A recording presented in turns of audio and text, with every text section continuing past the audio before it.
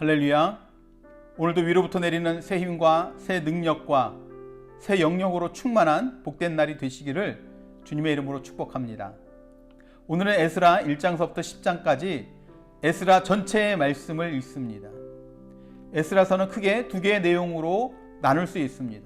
첫 번째는 제1차 바벨론 포로 귀환자들이 돌아와서 무너진 성전을 재건하는 과정의 기록입니다.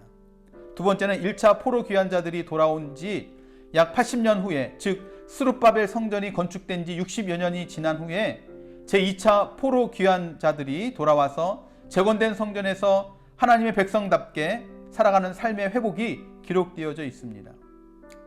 예루살렘을 초토화시켰던 바벨론의 느부갓네살 왕이 죽으면서 바벨론은 급격히 몰락의 길로 들어서게 됩니다. 북이스라엘을 무너뜨렸던 아수르가 그랬듯이 남유다를 무너뜨렸던 바벨론이 이처럼 쉽게 몰락할 것이라고는 아무도 예상하지 못했습니다.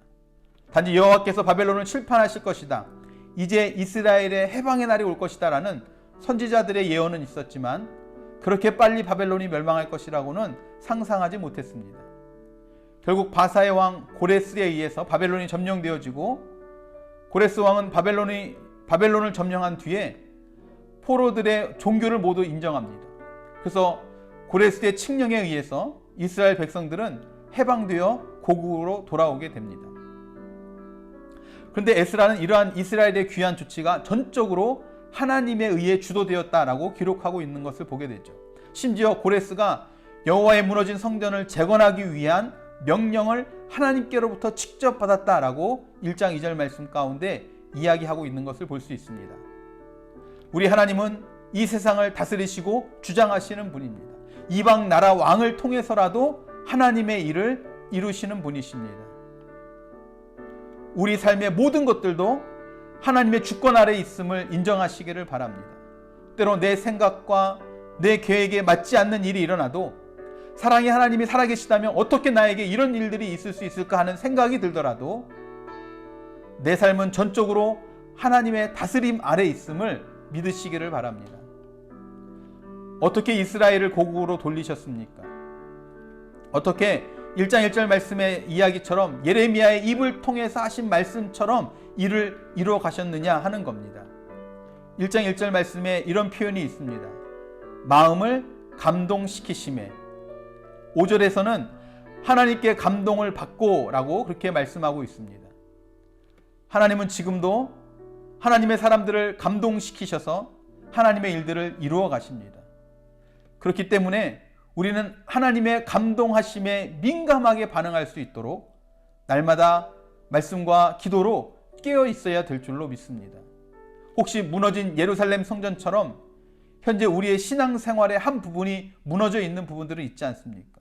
혹시 우리의 가정생활, 직장생활이, 우리 예배가, 기도가, 경건이, 말씀이, 봉사가 여러분 하나님의 감동하심으로 무너진 부분들이 회복되기를 바랍니다. 주님, 나를 감동케 하여 주십시오. 나를 통해 하나님의 뜻을 이루어 주십시오. 여러분 간절히 간구하는 저와 여러분들이 될 수 있기를 바랍니다. 그런 상황에서 2장의 말씀은 예루살렘으로 돌아온 사람들의 계보별 명단과 숫자가 기록되어져 있습니다. 어떻게 보면 아무 의미 없는 그런 내용처럼 보여지지만 거기에 기록된 사람들은 하나님의 감동에 의해서 예루살렘으로 돌아온 사람들입니다. 그들에게 하나님께서 돌아갈 마음을 허락해 주신 거죠. 하지만 마음이 감동되었다고 그 일을 실행하는데 아무런 어려움도 없었을까 하는 겁니다.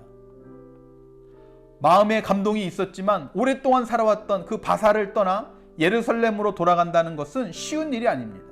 여러분 생각해 보십시오. 뉴질랜드에서 태어나서 한평생 살다가 폐허가 된 고국으로 돌아간다는 것, 그건 말처럼 쉬운 일이 아닙니다. 그래서인지 하나님께서는 이 일에 앞장선 사람들을 기뻐하셨습니다. 그리고 하나님의 역사하심을 기록하는 성경에 그들의 이름을 기록해 주고 있는 것이 2장의 말씀입니다. 때로는 하나님께서 주시는 말씀이 부담이 될 수 있습니다.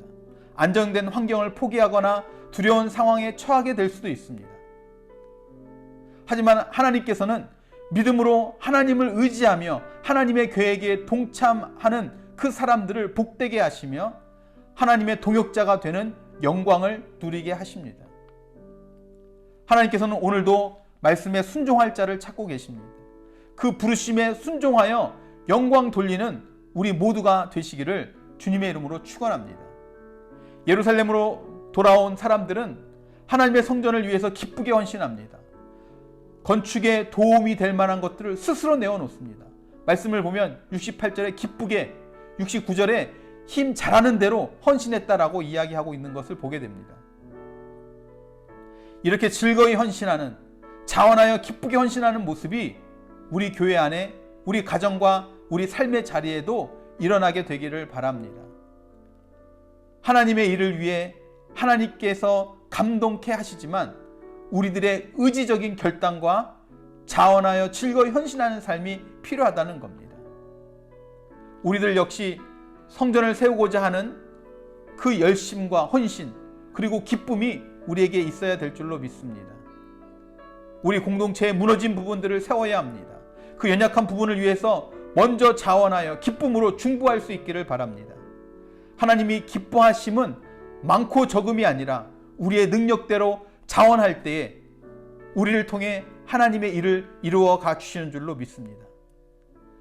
다시 돌아온 백성들에게 있었던 그 기쁨으로 힘 닿는 대로 자원하는 그 헌신을 통한 하나님의 일하심이 여러분들의 가정과 직장과 교회 안에 넘쳐나게 되기를 주님의 이름으로 축원합니다.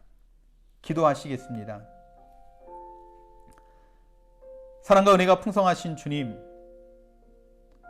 하나님, 우리들에게도 주님의 일을 향한 자원함이 있게 하여 주시옵소서. 그러기 위해서 먼저 하나님의 그 감동하심에 민감하게 반응하게 하여 주시옵소서.